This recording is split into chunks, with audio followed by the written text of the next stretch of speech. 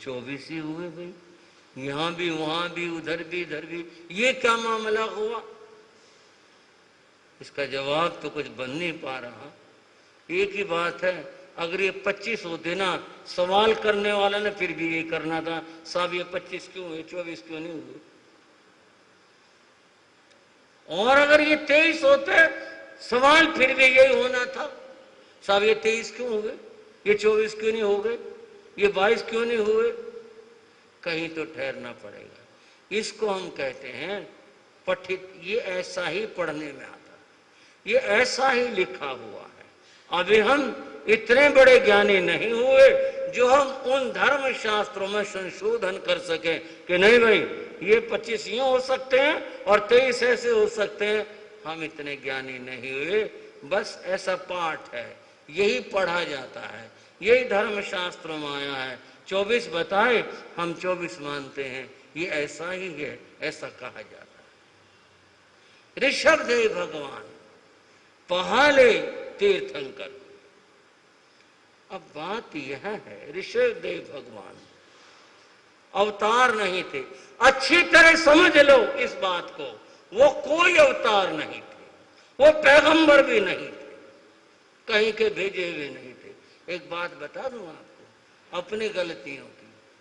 बहुत बार हम लिखते हैं अहिंसा के दूत भगवान महावीर स्वामी की जय हो, मां सती जी, बहन जी महाराज ये लिखते हैं कि अहिंसा के दूत तीर्थंकर किसी का दूत नहीं होता, संस्थापक होता है। हमारी भारी गलती है जो महावीर को दूत लिख देते हैं, वो दूत होते ही नहीं। दूत तो एक नौकर होता है, वो दूत नहीं होते। लिखते हैं, आपको आप देख लेना ध्यान करके, कितने जगह, मैं तो कई बार कितने जगह कह करके भी आता है, अरे भाई तीर्थंकर दूत नहीं होते, वो संस्थापक। अहिंसा धर्म के संस्थापक भगवान महावीर स्वामी की जय हो। आप ये कहो वो दूत होते नहीं है, तीर्थंकर किसी का दूत नहीं होता।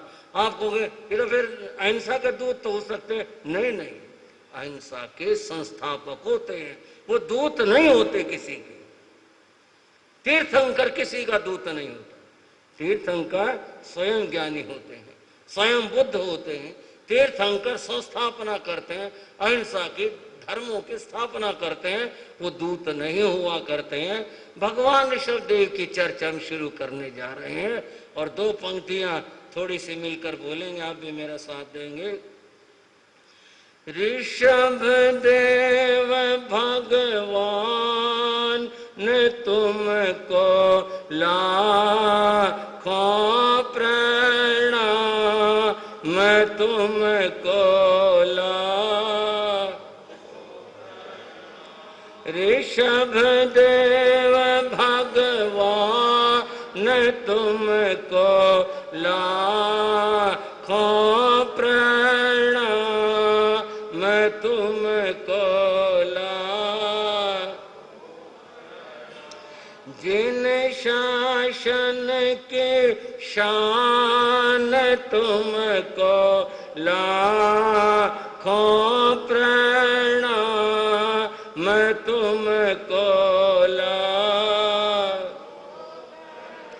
ऋषभदेव भगवान तुमको लाखों प्रणाम, तुमको लाखों।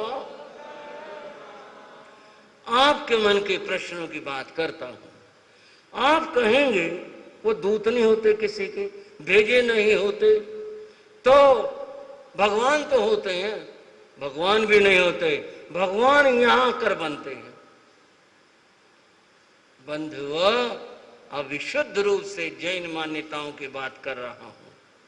कोई भी तीर्थंकर पिछले जन्म का भगवान वहां नहीं होता, और वो होने वाले भगवान होते ये तो कह सकते हैं, लेकिन जब जन्मते तब भी वो भगवान नहीं होते, तीर्थंकर नहीं होते। वे तो अपनी साधना के द्वारा भगवान तीर्थंकर बना करते हैं, होते नहीं है, कहीं से बने बनाए नहीं आते हैं, वे तो साधना करके होते। तो फिर सवाल है ये ऋषभ देव क्या थे? आप कहें भगवान भी नहीं थे। हमारे को आशातना न लगी, भगवान से हाथ जोड़कर हम उनकी बताई बात उन्हीं के लिए दोहरा रहे हैं।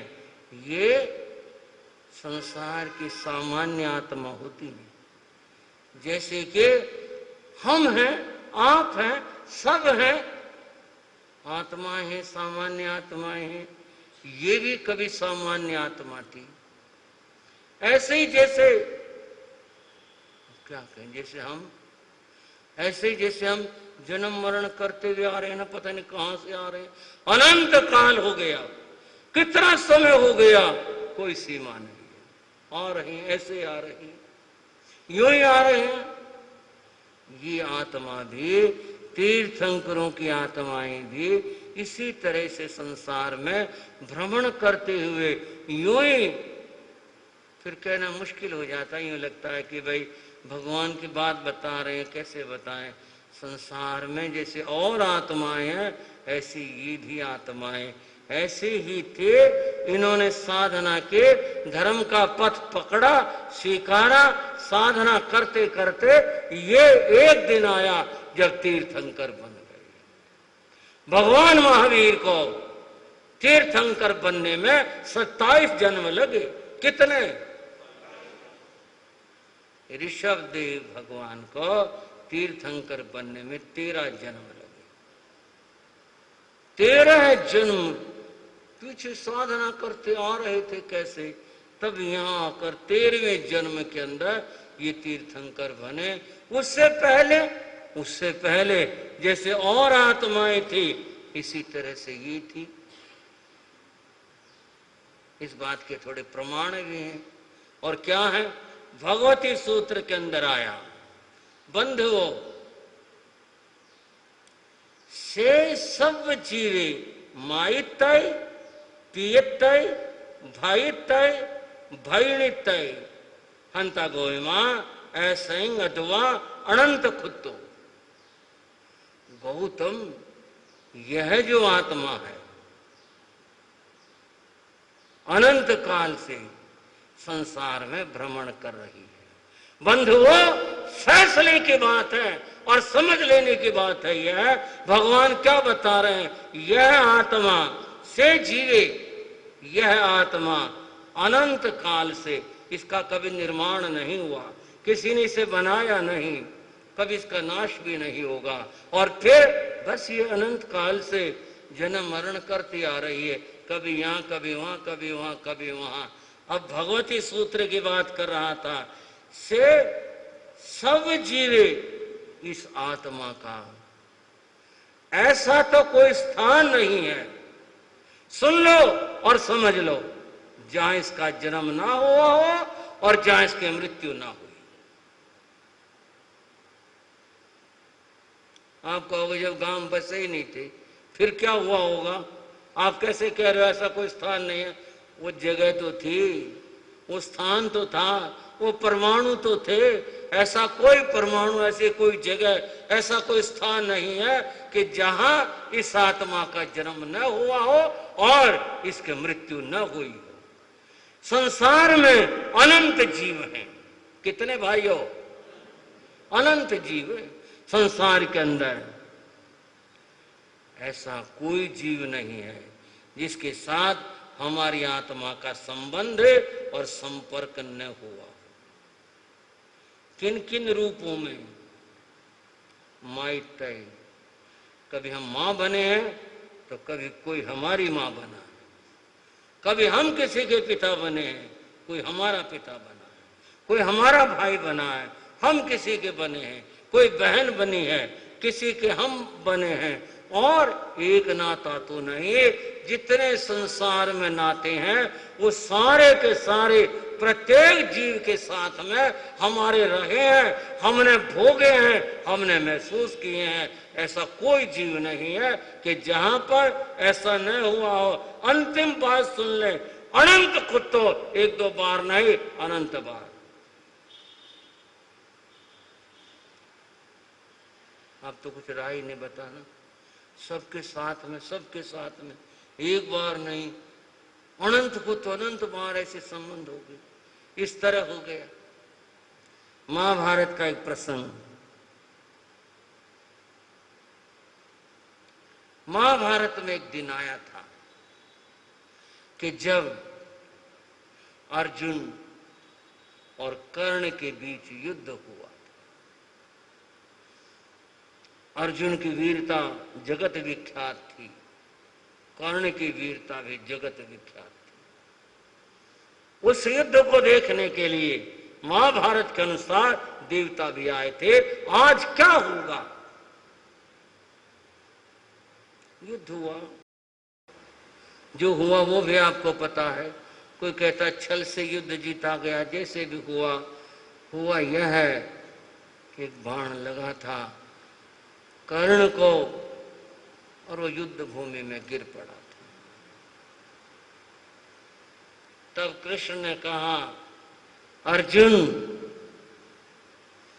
ये कर्ण जो आज युद्ध भूमि में गिर पड़ा और मृत्यु मुख में जा रहा है, तूने लाखों लाखों व्यक्तियों को आज भूखा बना दिया। भगवान वो कैसे? कर्ण जैसा दानवीर कोई नहीं है धरा के ऊपर। इतना बड़ा, इतना महान दानी है ये। कथा लंबी है। बोले ये कैसे जानूं? वो दोनों ब्राह्मण का वेश बना करके उनके पास गए थे और बंधु वो कर्ण जीवित थे, सांस चल रहे थे, जाकर हाथ जोड़ के खड़े हो गए। कर्ण ने पूछा, विप्रो कैसे आए? बोले जी क्या कह सकते हैं, अब तो आप इस हाल। नहीं, तुम आए हो मेरे पास, बात बताओ। बोले हमने तो सुना था आप स्वर्ण दान करते हो। इनकी लड़की का विवाह था, सोना लेने आए थे, पर क्या करें हमारे भाग्य में नहीं था। उस दिन कर्ण रोया था। कोई मेरे द्वार आया मांगने के लिए और मैं नहीं दे पा रहा। उसे कुछ याद आया, उसके चेहरे पर मुस्कान आई। बोला अच्छा सुनो, वो सामने जो ईंट पड़ी है, पत्थर पड़ा है, एक बार वो लाके दे दो। नहीं, हम तो नहीं लाके देंगे, पता नहीं आप क्या करोगे उस पत्थर का, हम नहीं ला कर। तब वो घिसट घिसट करके कर्ण वहां तक गया था, उस पत्थर तक, और उसने पत्थर को उठाकर उसके दांतों में सोना जड़ा हुआ था। उसने जोर से पत्थर मारा और दांत तोड़ दिए, और वो दांत तोड़ करके बोला लो सोना तुम्हारा काम हो जाएगा, इतना सोना है तुम्हारा काम हो जाएगा, हम नहीं लेंगे इसे। खून लगा हुआ, दुनिया क्या कहेगी, किसी को मार कर लाए हो तुम, हमें पकड़वाओगे। पानी नहीं था। कर्ण ने रो रो करके अपने आंसुओं से उन दांतों को धोया, उनका खून हटाया, फिर कहा अब से ले जाओ। बोले जब वो दान लिया, कृष्ण अपने रूप में आ गए। अच्छा भगवान ठीक है, मैं समझ रहा था। बोले हम तो धन्यवाद देने आए हैं, तेरे जैसा दानी इस धरती पर कोई है नहीं। कोई कर्ण तूने हमेशा दिया ही दिया है। आज मैं आया हूं, मेरी मजबूरी थी, जो कुछ घटित हुआ मैं कुछ कह नहीं सकता तुझे, पर आज तूने जो कुछ मांगना वो मांग ले। मैंने कभी ऐसे नहीं किया, नहीं, अंतिम समय है, कुछ मांगना हो तो मांग ले। कर्ण बोले भगवान दोगे? बोले हाँ। तो आप एक काम करना, अब तो मेरे सांस गिने चुने हैं, सांस पूरे हो जाएंगे मैं मर जाऊंगा, मेरा संस्कार आप कर देना, मेरा संस्कार आप कर देना। कर दूंगा, ऐसे नहीं त्रिलोकी के नाथ से संस्कार करवा रहा हूं, कोई लकड़ों में या चंदन में जाके कर दो, ऐसे नहीं। और कैसे चाहते बोलो? जो चाहते हो वही कर दूंगा। कर्ण ने कहा मेरा संस्कार वहां करना जहां उस जमीन पर पहले किसी का संस्कार न हुआ, वहां कर दे। और ये कहकर कर्ण ने दम तोड़ दिया। कृष्ण को भी सोचना पड़ा, ये मैं कह बैठा और इसने अपनी बात कह दी, ऐसी धरती लाऊं कहां से जहां कोई न मरा हो और जिस जगह कोई संस्कार न हुआ हो। अर्जुन देखता रह गई, भगवान अब आज हम फंस गए। अपने ज्ञान से नजर डाली, धरती पर कोई जगह दिखाई नहीं दी, कहीं भी दिखाई नहीं दे कि जहां किसी का संस्कार न हुआ। बोले चलो धरती पे कहीं जगह नहीं है। अर्जुन चलो। उन्होंने शव को उठा लिया कृष्ण ने और लेकर चले कहां? सुमेरु पर्वत पर। चलो वहां चलते हैं, वहां तो कोई आदमी जाएगा ही नहीं, वहां तो कोई पहुंचा ही नहीं होगा।